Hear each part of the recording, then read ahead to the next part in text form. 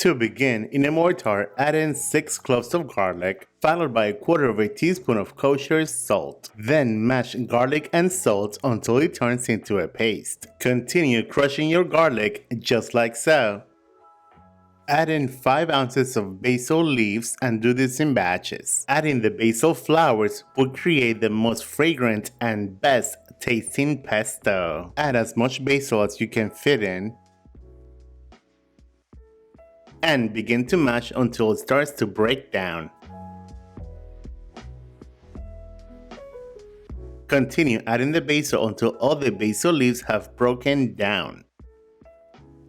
Once all the basil leaves have been pounded down, add in 3 tablespoons of raw pine nuts. That's right, raw pine nuts and not roasted. Technically, roasting or toasting the nuts will bring out more flavor, technically. However, I like my nuts raw. If you want to toast yours, go ahead and do so.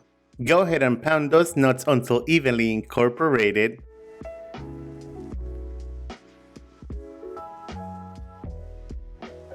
Then we're adding in 1.5 cups of grated Parmigiano Reggiano. And for the best tasting pesto, ensure that you are using freshly grated Parmigiano Reggiano. I know the Parmigiano Reggiano is more expensive than regular Parmesan cheese, but trust me, it is totally worth it.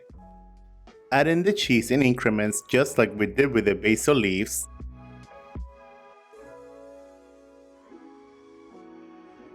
Once the cheese has been incorporated, add in half a cup of extra virgin olive oil. Incorporate the extra virgin olive oil in and the pesto is done.